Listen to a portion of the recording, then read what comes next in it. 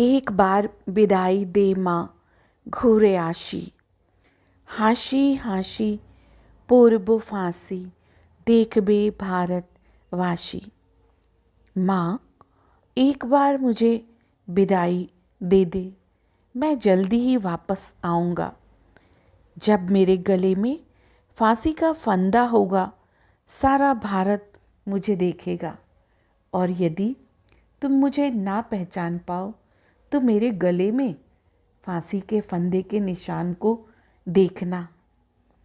यह गीत खुदीराम बोस की मृत्यु के अवसर पर लिखा गया था और इस गीत में वो खुशी खुशी फांसी के फंदे को गले में डालने के लिए तैयार हैं और ये कहते हैं कि मैं वापस आऊँगा। स्वतंत्रता संग्राम के इतिहास में खुदीराम बोस का नाम अमिट है। देश की बलिवेदी पर अपने प्राणों की आहुति देने वाले अमर शहीद खुदीराम बोस में वतन के लिए मर मिटने का जज्बा कुछ ऐसा था जो भावी पीढ़ी को सदैव देश हित के लिए त्याग, सेवा और कुर्बानी की प्रेरणा देता रहेगा। मंगल पांडे द्वारा 1857 में शुरू किए गए विद्रोह को अंग्रेजों द्वारा दबा दिए जाने के करीब 50 वर्ष बाद तक देश में कोई विद्रोह का स्वर नहीं सुनाई पड़ा। उस घोर सन्नाटे को तोड़ा खुदीराम बोस और प्रफुल्ल चंद चाकी ने। मैं बहुत गरीब हूँ। मेरे पास भारत माँ को देने के लिए सिर्फ मेरे प्राण हैं। देश की आज़ादी के लिए मात्र 19 वर्ष की उम्र में फांसी के फंदे को चूमने वाले बलिदानी वीर खुदीराम बोस का जन्म 3 दिसंबर 1889 में बंगाल के मिदनापुर जिले के हबीबपुर गांव में पिता त्रैलोक्यनाथ बोस और माता लक्ष्मी प्रिय देवी के घर हुआ था। बेटे के जन्म से घर में खुशी का माहौल था, लेकिन घर के लोगों के मन में भय भी समाया हुआ था, क्योंकि इसके पहले त्रैलोक्यनाथ के 2 बेटों की मृत्यु बीमारी के कारण छोटी उम्र में ही हो गई थी। इसलिए बच्चे को बुरी नज़र से बचाने के लिए त्रैलोक्यनाथ की बेटी ने 3 मुट्ठी चावल देकर बच्चे को प्रतीकात्मक रूप में खरीद लिया।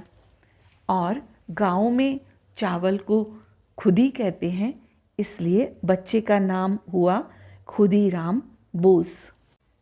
खुदीराम बोस ने कक्षा 9 तक पढ़ाई की और उसके बाद अनुशीलन समिति नाम की एक संस्था से जुड़ गए, जो क्रांति के प्रचार प्रसार का काम करती थी।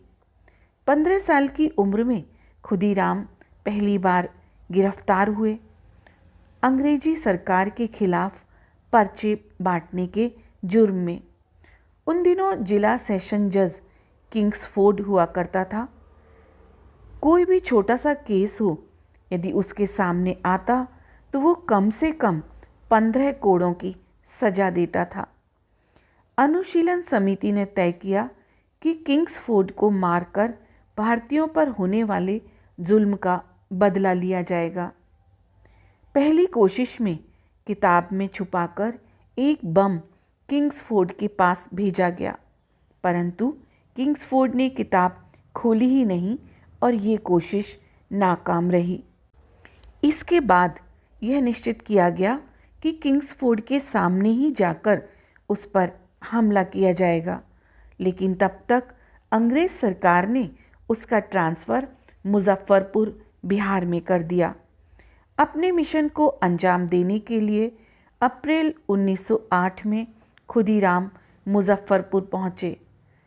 प्रफुल्ल कुमार चाकी और एक और क्रांतिकारी उनके साथ थे। दोनों एक धर्मशाला में रुक गए, जिसका मालिक एक बंगाली जमींदार था। उन्हें लगा कि यदि वे बंगाली हैं और बंगाली धर्मशाला में रहेंगे तो अंग्रेजी सरकार को उन पर शक नहीं होगा।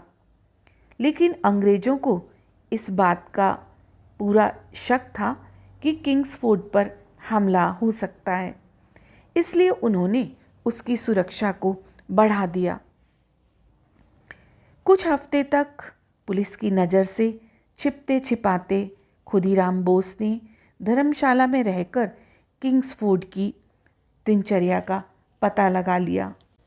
इसके बाद सही मौका देखकर 30 अप्रैल को शाम दोनों किंग्सफोर्ड हाउस के बाहर पहुंच गए।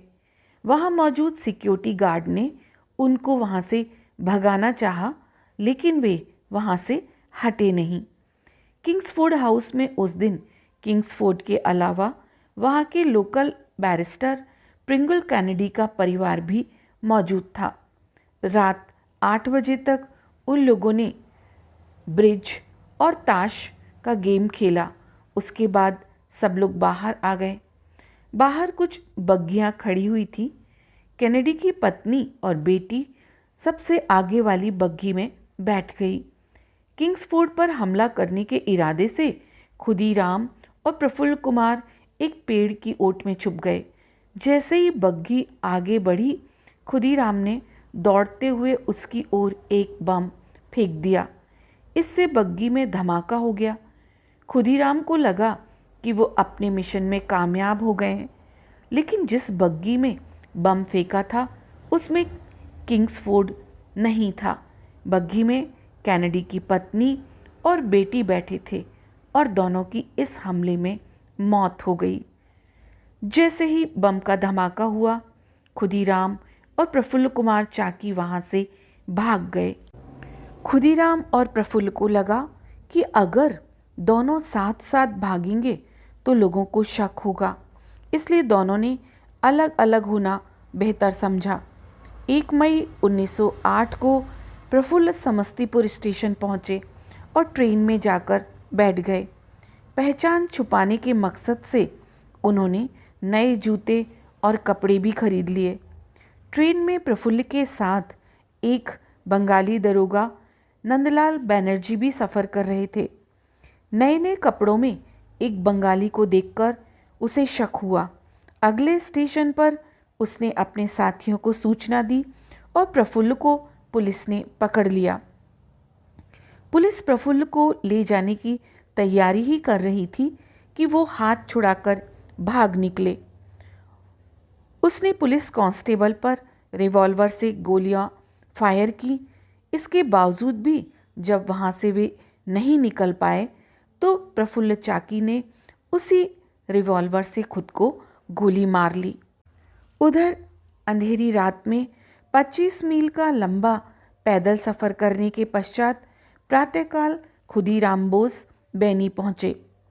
एक दुकान पर चने लेकर वे मेज पर बैठ गए और भूख शांत करने लगे। खुदीराम का चेहरा थकान से बोझिल, अस्त व्यस्त और उतरा हुआ था। वे चुपचाप नजरें नीची करे चने खा रहे थे ताकि कोई उन्हें पहचान न ले। तभी एक व्यक्ति ने मौन तोड़ते हुए दूसरे साथी से कहा, रात को मुजफ्फरपुर में समस्तीपुर वाले मोड़ की पुलिया के निकट किसी ने घोड़ा गाड़ी में बैठी 2 अंग्रेज महिलाओं को मार डाला। खुदीराम बोस के चेहरे पर हवाइयाँ उड़ने लगीं और वह बगैर सोचे समझे उन्होंने कहा, क्या किंग्सफोर्ड नहीं मारा गया? खुदीराम की बात सुनकर उपस्थित लोगों ने संदेह भरी दृष्टि से देखा और सभी ने उसे अपने घेरे में लेने का प्रयत्न किया। ऊंचा इनाम पाने की लालसा में लालची भीड़ ने खुदीराम बोस को तत्काल दबोच लिया। खुदीराम बोस के पास बंदूक भी थी, लेकिन वो इतना थक चुके थे कि वे कुछ नहीं कर पाए। पुलिस पकड़कर उन्हें मुजफ्फरपुर स्टेशन ले गई। तब तक उनकी गिरफ्तारी की खबर चारों ओर फैल चुकी थी। किसी को यकीन नहीं हो रहा था कि 18 साल का लड़का भी किसी अंग्रेज को मार सकता है। पुलिस स्टेशन पहुंचकर जैसे ही खुदीराम वैन से उतरे तो जोर से चिल्लाए, वंदे मातरम। 13 जून 1908 को इस मामले में फैसला सुनाते हुए जज ने खुदीराम को फांसी की सज़ा सुनाई। जज भी हैरान था कि मौत सामने थी, लेकिन 18 साल के उस लड़के पर शिकन तक नहीं थी। फैसला देने के बाद जज ने उससे पूछा, क्या तुम फैसला समझ गए हो? इस पर खुदीराम ने जवाब दिया, हाँ, लेकिन मैं कुछ कहना चाहता हूँ। जज ने कहा, मेरे पास इसके लिए वक्त नहीं है। खुदीराम बोले, अगर मुझे मौका दिया जाए तो मैं ये बता सकता हूँ कि बम कैसे बनाया जाता है। खुदीराम को जब मौत की सज़ा दी जा रही थी तो उन्हें इस बात की फिक्र थी कि बम बनाने का फॉर्मूला ज़्यादा से ज़्यादा लोगों तक पहुंचाया जा सके। खुदीराम बोस आज़ादी की बलिवेदी पर हंसते हंसते फांसी के फंदे को चूम गए। उन्हें मौत का तनिक भी डर नहीं था। जब जेलर उनकी आखिरी इच्छा पूछने गया तो खुदीराम उससे भी मजाक करते हुए कहने लगे कि अगर आम मिल जाते तो फांसी के पहले वे आम खाना चाहते हैं। जेलर ने आम लाकर खुदीराम को दे दिए। कुछ देर बाद जब जेलर आया तो देखा कि आम ज्यों के त्यों रखे हुए थे। जेलर ने पूछा, आम क्यों नहीं खाए? तो खुदीराम ने जवाब दिया कि आम तो वो खा चुका है। जेलर ने जाकर गौर से आम की तरफ देखा तो पाया कि आम की गुठलियाँ इस तरह निकाली गई थी कि आम साबुत ही दिखाई दे रहा था। ये देखकर खुदीराम खिलखिलाकर हंस पड़े और 11 अगस्त की सुबह 6 बजे खुदीराम बोस को फांसी दे दी गई। वहाँ मौजूद लोगों के अनुसार फांसी मिलने तक एक बार भी वो घबराए नहीं और ना ही उनके चेहरे पर कोई शिकन आई।